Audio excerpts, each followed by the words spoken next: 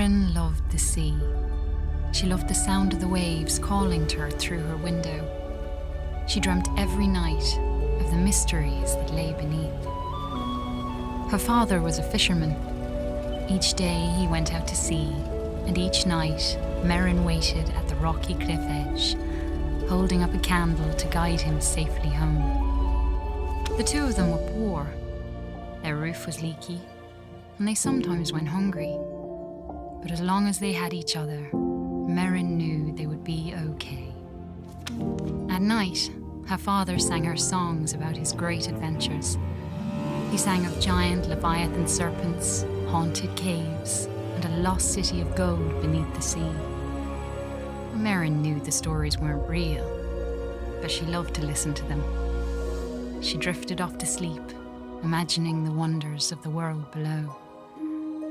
And her life continued that way, simply and happily, until one night, her father didn't return. Merrin held up her candle at the cliff's edge all through the night, staring out at the empty sea. She shivered in the cold wind as she watched for him all the next day. Her eyes welled with tears as night fell again and there was still no sign of her father. At last, she collapsed into sleep.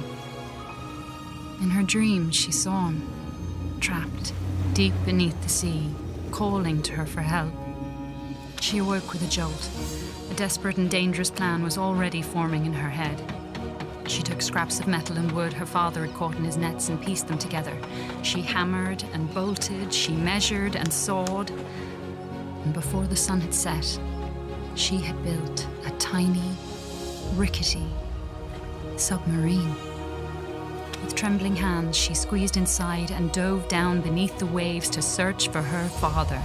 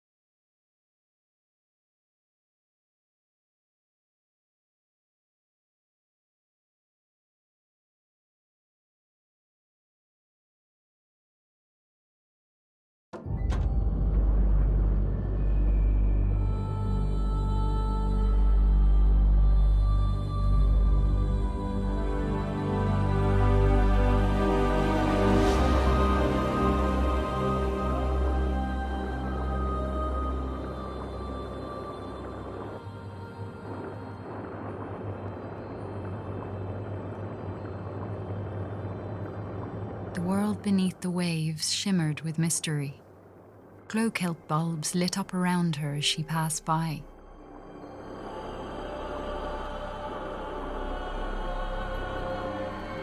Merrin spotted some odd-looking old coins. Maybe her father would know where they were from.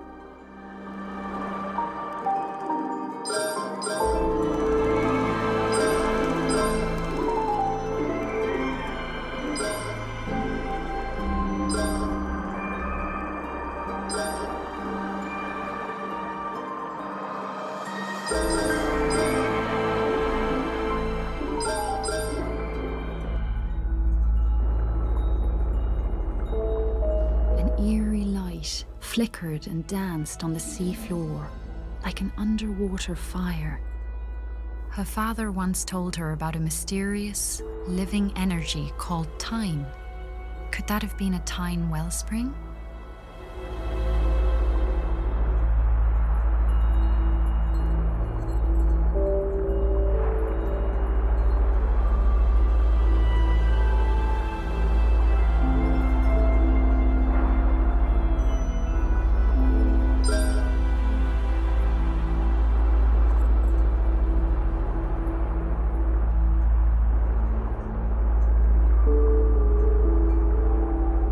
A seahorse made of clockwork gears, darted out of the way as Merrin approached. She wondered who could have built such a curious creature.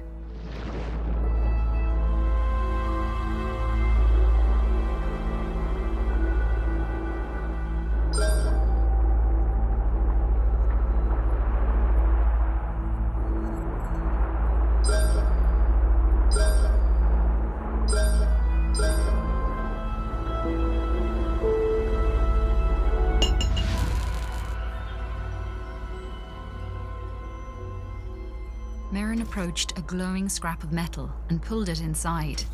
It was claw-shaped and had a strong magnetic pull. She took out her tools and attached it to a firing mechanism on her steering column.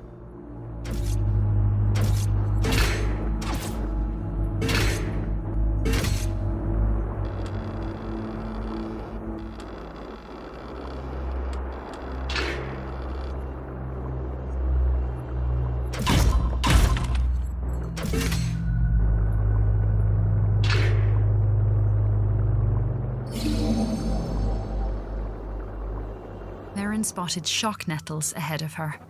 She had to be cautious, as the hostile creatures would attack her on sight.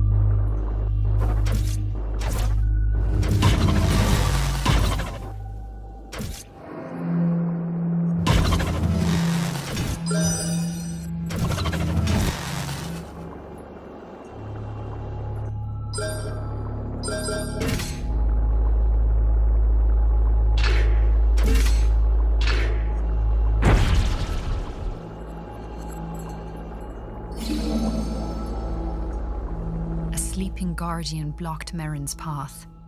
She knew it all too well from her father's stories, and she knew it must never be woken.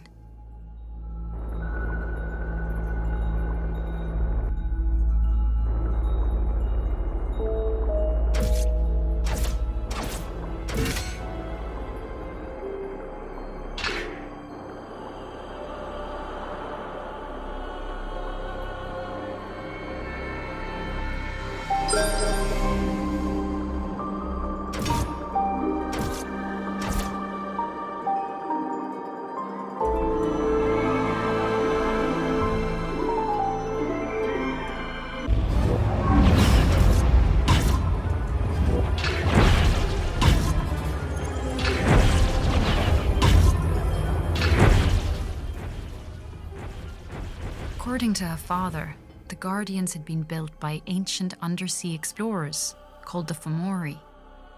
Merrin always thought the Fomori were a myth. Now she wondered if her father's other stories might be true.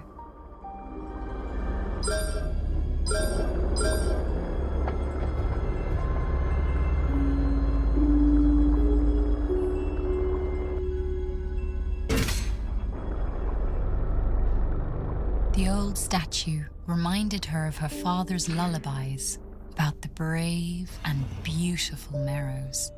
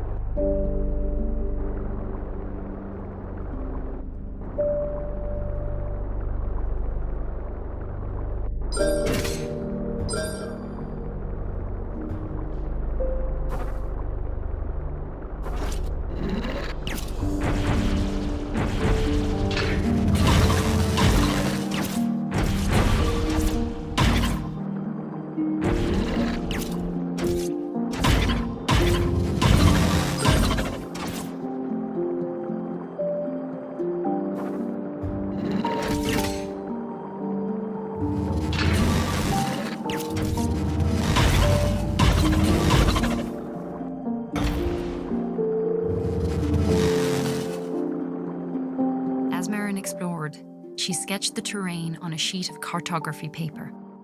Her father had taught her that those who make maps are never lost.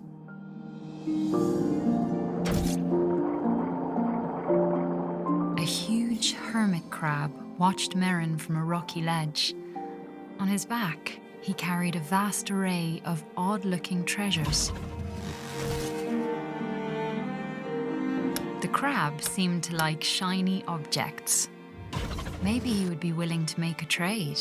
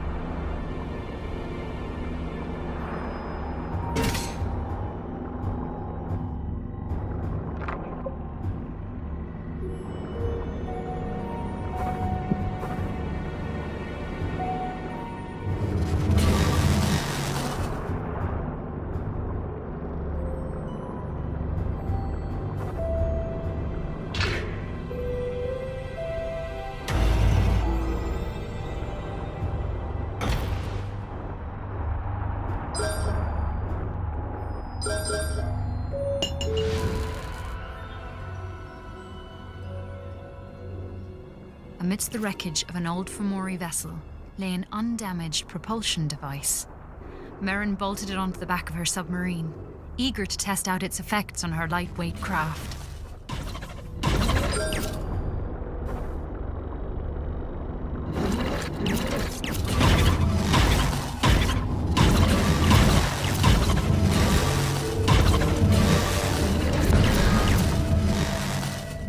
Merrin shuddered, as if recovering from a bad dream.